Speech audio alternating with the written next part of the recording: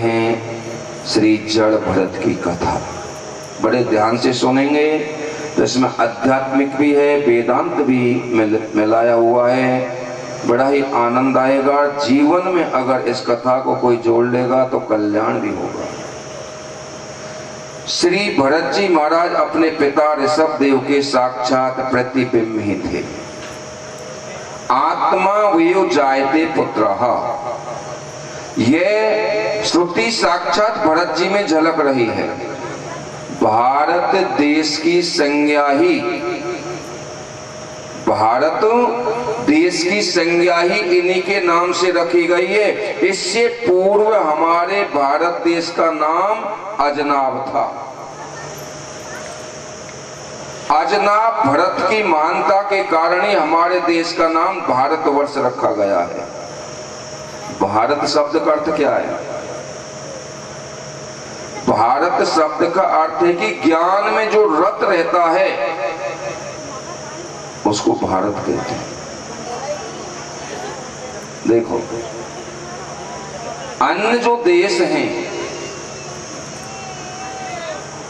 किसी भी देश में आपने सुना नहीं होगा कि परमात्मा ने अवतार लिया है। परमात्मा ने जब भी अवतार लिया है, परमात्मा जब भी पृथ्वी पे आए हैं, धरातल पे आए हैं, तो भारतवर्ष में आए हैं। क्यों? कि भारत एक ऋषियों का देश है, मुनियों का देश है। और भारत जैसे शरीर के अंदर सबसे कीमती कौन सी जगह? धड़कन। इसी प्रकार ये भारत भी भगवान का हृदय है। अन्य देशों में आपने सुना होगा परमात्मा को कोई मानता ही नहीं है। वहां का खान पीन भी इतना दूषित है कि भारतवासी कोई खा नहीं सकता उसको। आपने सुना होगा चीन का खान पीन कैसा है, एशिया का कैसा है। यानी भारत एक देश ऐसा है जिसमें शुद्ध खान पीन है, मर्यादा है। अन्य देशों में एक एक व्यक्ति 10-10 शादी कर लेता है और 10-10 को भी छोड़ देता है। लेकिन ऐसा भारत देश में नहीं होता है। भारत देश कहते हैं, भारत कहते हैं जो ज्ञान में रत है, ये मर्यादा को जानता है, इसके अंदर ज्ञान भरा पड़ा है। इन भरत जी का विवाह विश्वरूप प्रजापति की पंचजनी नाम की कन्या से हुआ था।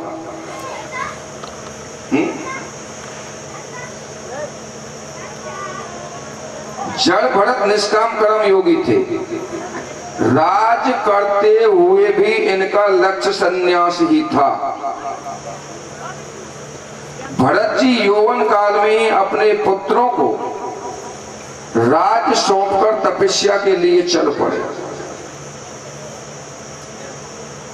महाराज भरत पुत्र पौत्र धन संपत्ति को छोड़कर नेपाल में शालिग्रामी गंडकी नदी के किनारे तपस्या करने के लिए बैठ गए।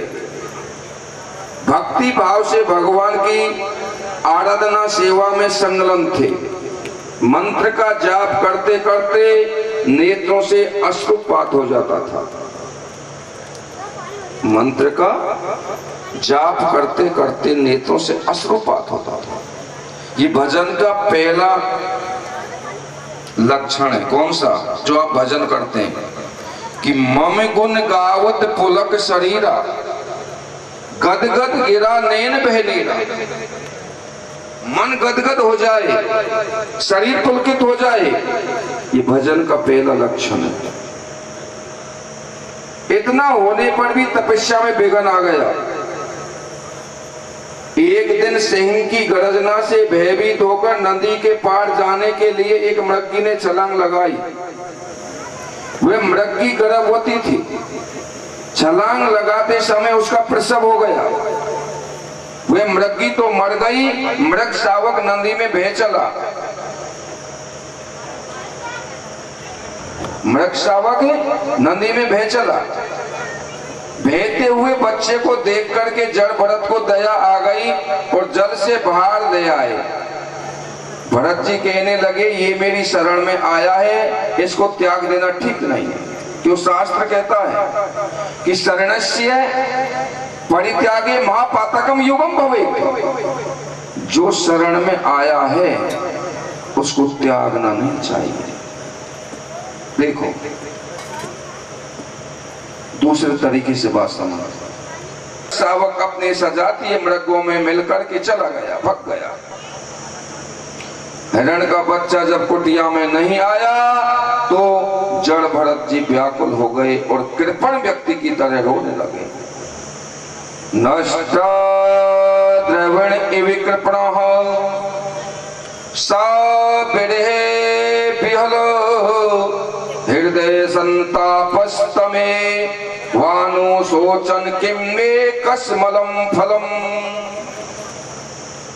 भरत जी कहते हैं अरे पुत्र, किससे? मृग शावक के बारे में। अरे पुत्र, तेरे बिना आज मेरे आसन पर कौन बैठ के भजन करेगा? मेरे कंधे पर चल करके कौन बैठेगा? अब मुझे कौन खुजलाएगा? अरे बेटा, कहीं मेरी आवाज सुन रहा हो तो तू आता क्यों नहीं? तेरे बिना मैं कैसे जीऊंगा? यह है मोह। अगर जीवन में थोड़ी सी विषम परिस्थिति आ गई तो कहते महाराज मर गए। मोह कल परसों ही बताया था। मोह किससे बनता है? मोह बनता है विचित्र धातु से। फल को पाप का फल समझ रहे हैं। किम मे कसमलम फलम, ये मेरे किस पाप का फल है? मृग शावक के वियोग में ही भरत जी का देह अवसान हो गया। भरत जी के जीवन में विघ्न क्यों आया? देखो, भरत जी ने ईश्वर की दी हुई शक्ति को व सामर्थ को अपनी मान लिया था। वो कहने लगे शरणागत की रक्षा करना मेरा परम कर्तव्य है, क्योंकि शक्ति, सामर्थ और वस्तु का सदुपयोग करना चाहिए, ये ठीक है, लेकिन विधि मुख नीति से नहीं करके निषेध मुख नीति से करने पर कर्तापन का भान आ जाता है। भरत जी ने हिरण का चिंतन करते करते शरीर का परित्याग किया, और ये नियम भी है। तम यथा यथा उपासते तथैव भवति। तम यथा यथा उपासते तथैव भवति। जैसा मनुष्य चिंतन करता है वैसा ही उसका अगला जन्म होता है। दूसरी बात देखो, मनुष्य का मरते समय, शरीर छोड़ते समय प्रारब्ध बढ़ता है अगले जन्म का। जब मानव शरीर छोड़ता है तो इसके नेत्रों के सामने हजारों अरबों जन्मों की रील सामने आ जाती है। शरीर छोड़ते समय कौन से जन्म में कहां था, कैसा था। अनेक परिवार, जब शरीर छूटेगा, प्राणों का वियोग होगा, तो आपके नेत्रों के सामने अनेक जन्मों की रील आ जाएगी, और जहां आसक्ति होगी वहीं जन्म हो जाएगा। देखो एक दृष्टांत से बात समझ लो। हिरण का, हाय मेरा बच्चा, हाय मेरा हिरण। महाराज इसी सिद्धांत के अनुसार आज भरत को हिरण योनि में जन्म लेना पड़ा, लेकिन भक्ति के बीज का नाश नहीं होता है। भगवान की आराधना कभी व्यर्थ नहीं जाती है।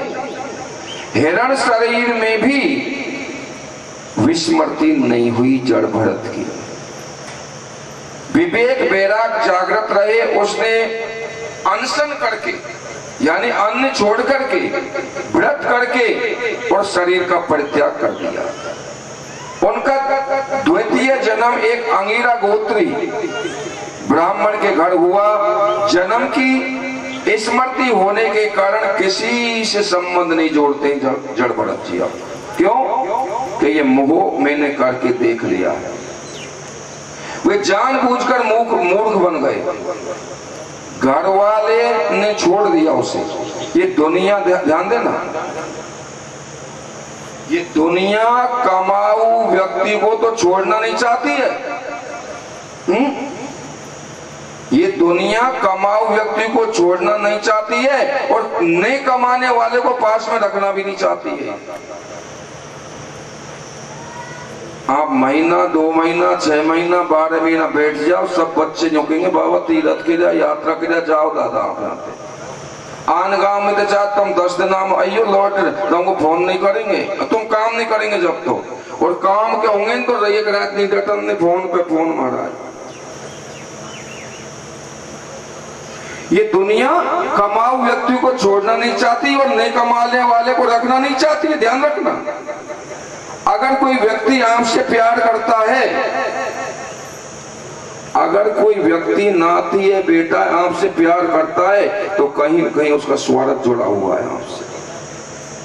आप प्रैक्टिकल करके देख लो। जब आप कथा में आते हैं, नाती पीछे पड़ता है, दादा मुझे ले चल, पापा मुझे ले चल, और वहां को आप 50 का 100 का नोट पकड़ा दो, आप छोड़ उल्टो लौट जाओ। तो किसका प्यार हुआ? कुछ स्वार्थ है आपसे, तब प्यार करते हैं। जिस दिन आपसे उसको कुछ नहीं मिलेगा, उसी दिन आपसे उसका प्यार खत्म हो जाएगा। आप एक आदमी की सहायता करते रहो, 10 बेर करो, 20 बेर करो, हर महीना करो, और एक आध बेर वाते नाट जाओ कि भैया अब मुंह पर नहीं बैठे तेरी फाल, महाराज वाई देना आपसे व्यवहार खत्म हो जाएगा उसका। दुर्गा सप्तशती में एक दृष्टांत आता है कि एक समाधि नाम का वैश्य था। उसने करोड़ों की संपत्ति कमाई, बचपन से लेकर बुढ़ापे तक खून पसीना एक कर दिया। उसने जीवन में ना तो तीर्थ किया, ना पाठ, ना दान, ना सत्संग, ना व्रत, ना पूजा। धन कमाते कमाते जब बूढ़ा हो गया, पुत्र लायक हो गए, काम काज संभाल लिया, तो बाप को बेटों ने घर से धक्का दे करके निकाल दिया। पत्नी ने भी निकालने में सहयोग किया, क्योंकि लायक नहीं रहा था, बूढ़ा हो गया था। जब तक तुम कमा रहे हो, सब परिवार वाले, नाते, रिश्तेदार सब तुम्हारे हैं।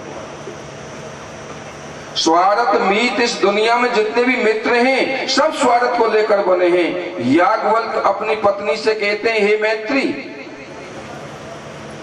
पत्नी पति से जो प्यार करती है ना, पति के लिए नहीं, अपने सुख के लिए करती है,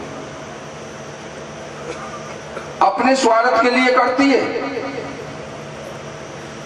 पत्नी से पति से जो प्यार करती है, वेद भगवान कहते हैं कि नावारे पतियु कामाए पति प्रिय भवति, आत्मा नस्तो कामाए पति प्रिय भवति। अगर पत्नी पति से प्यार करती है, तो फिर वो नपुंसक पति से क्यों नहीं करती?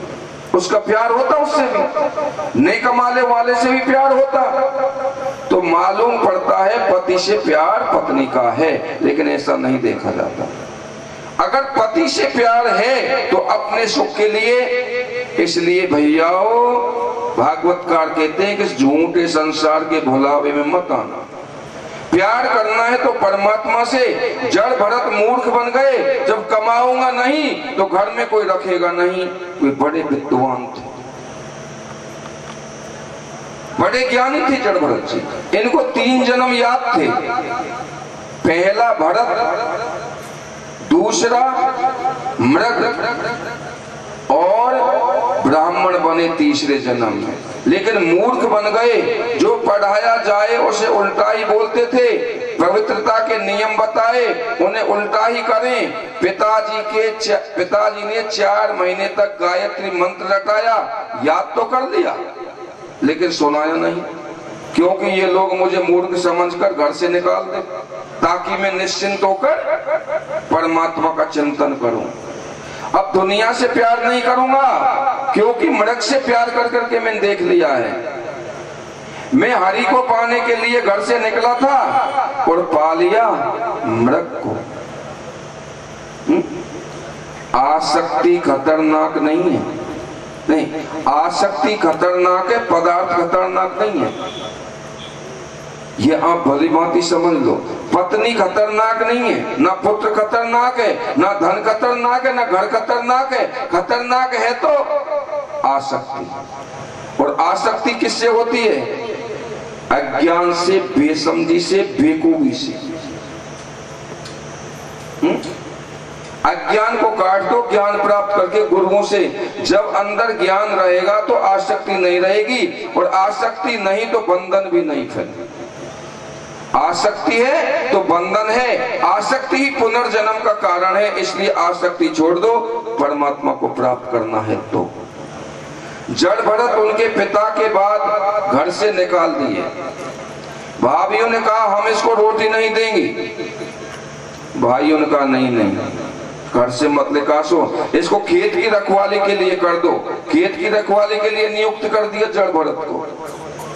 भरत बड़े खुश हुए, अब एकांत में भजन करेंगे, क्योंकि शास्त्र कहता है कि एकांत वासो लघु भोजनादि मौनम निराशा करुणा भरोधा। एकांत वास हो, कम भोजन हो, मौन वृत्ति हो, इंद्रियों का विरोध हो, तब क्या होगा? चित्त प्रसादम जनयंत्री शीघ्रम। फिर आपका अंतःकरण अपने आप प्रसन्न हो जाएगा। एकांत में भजन करेंगे, जब खेत पर बैठेंगे प्रभु का चिंतन करेंगे। उनको काम बता दिया था अनाज से चिड़ियों को भगाना, लेकिन वो किसी चिड़िया को नहीं भगाते, उल्टे कहते राम जी की चिड़िया राम जी को खेत खाओ रे चिड़िया भर भर पेट। भाभियां क्या करती थी उसकी जो सड़ा गला भोजन होता था वह खाने को भेज देती थी। चावल जल जाता, नीचे लग जाता, उस चावल को भेजती थी। रोटी जल जाती थी, उसे भेजती थी। भरत जी बासी कोसी रोटियों को अमृत की तरह खाते थे। क्यों? उनका सिद्धांत था कि पेट तो स्वाद नहीं मांगता, और पेट तो स्वाद नहीं मांगता, जीभ रोटी नहीं मांगती, पेट को स्वाद की जरूरत नहीं है। वे कहता है कुछ भी डाल दो हमें भर दो बस। देखो ये जीभ कहती है कि हमको तो स्वाद चाहिए, जैसे किसी मंत्री से मिलना है नहीं तो बीच में संतरी खड़े रहते हैं, कहते हैं अभी टाइम नहीं है, कुछ पैसे दे दो, लालच दिखा दो, तो मिला देते हैं। ये जीभ महारानी, मंत्री महारानी की संतरी है, पेट है मंत्री, जीभ है संतरी। ये कहती है बिना स्वाद के अंदर नहीं जाने दूंगी। और इस जीभ के लिए सबको संग्रह करना पड़ता है। इस जीभ के स्वाद ने व्यक्ति को बांध लिया है और मार भी दिया है। शास्त्र कहता है भोग हम नहीं भोगते, भोगों ने हमको भोग लिया। भोगों ने हमको भोग लिया। भोगो न भुक्ता वेमेव भुक्तास, तपो न तप्तम वेमेव तप्तास, कालो न याति वेमेव याता, तृष्णा न जीर्णा वेमेव जीर्णा। भोग हम नहीं भोग रहे, भोगों ने हमको भोग लिया। तपो न तप्तम वेमेव तप्तास, तप हम नहीं कर रहे, तप ने हमको तप लिया। कालो ने याति वेमेव याता, काल हमारे पास नहीं आ रहा है, हम ही काल के पास जा रहे हैं। तृष्णा न जीर्णा वेमेव जीर्णा, हम वृद्ध हो गए लेकिन तृष्णा वृद्ध नहीं हुई। जो ज्यादा खाते हैं, ज्यादा उपभोग करते हैं, वो थोड़े दिन के बाद खाने लायक नहीं रहते, उनको बीमारियां लग जाती हैं। पदार्थ ज्यों के त्यों पड़े रहते हैं लेकिन खाया नहीं जाता है? गुरु नानक जी कहते हैं कि जो खाते हैं ना ज्यादा, महाराज वो बीमार हो जाते हैं। एक बार गुरु नानक जी जा रहे थे तो किसी शराबियों ने कहा कि बाबा आओ ताजी ताजी शराब निकली है, पी लो। बोलो क्यों, क्या होगा? शराबियों ने कहा कि वो मस्ती आएगी कि दुनिया को भूल जाओगे। बोलो कब तक के लिए? बोलो सुबह तक के लिए। फिर सुबह पी जाना। बोलो कब तक के लिए? बोलो शाम तक के लिए। नानक जी ने कहा ऐसा नशा हम नहीं करते, जो शाम को पिए सुबह उतर जाए, सुबह पिए शाम को उतर जाए। हम तो ऐसा नशा करते हैं जो कभी उतरे ही नहीं। कि भांग धतूरा गांजेरा उतर जात प्रभात, नाम खुमारी नानका चढ़ी रहे दिन रात। हम तो नाम का नशा करते हैं भैया, नाम जपते हैं ईश्वर का। जब विषयों का स्वाद छोड़ दोगे तो भजन का स्वाद मिलने लगेगा आपको। जब तक विषयों का मानव स्वाद नहीं छोड़ता है तब तक भजन का स्वाद नहीं मिल सकता। देखो, दो मकोड़े में दोस्ती हो गई। दो मकोड़े कौन थे कि एक तो रहता था चीनी के गोदाम में और एक रहता था नमक के गोदाम में। दो मकोड़े रहते थे। अब